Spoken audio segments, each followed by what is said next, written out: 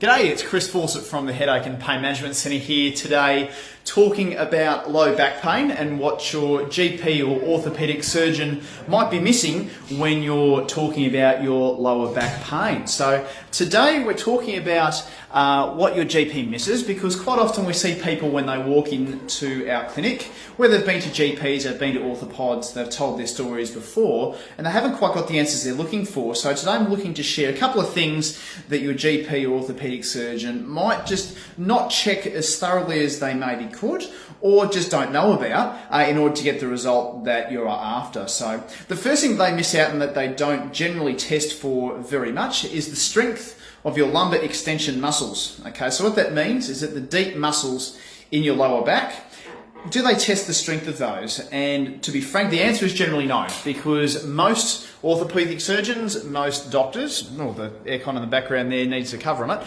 basically they don't have one of these.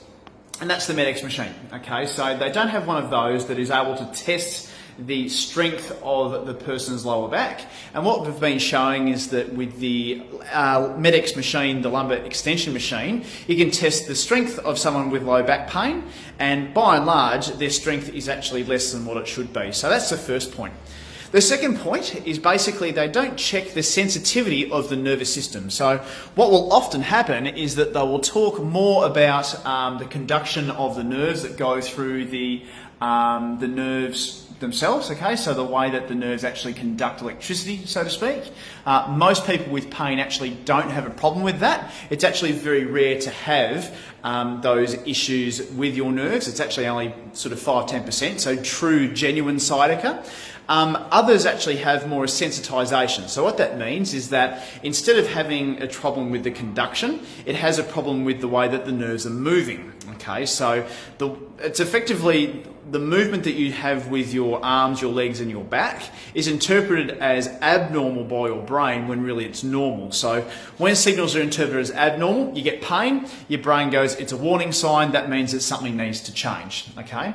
The third thing that they don't check or they might miss is actually the tension in the muscles. Okay, so whether something is tight, if it's got active trigger points in it, if it's actually functioning in the way that it should, because on a scan you can have a look at discs and joints and muscles if there's any real sort of damage there. And what I might say is that a lot of the time you've got scans which have got disc bulges and nerve compressions, things like that, but it's actually normal to have those as you age. Okay, so you can have some things on scans which look bad but are quite normal.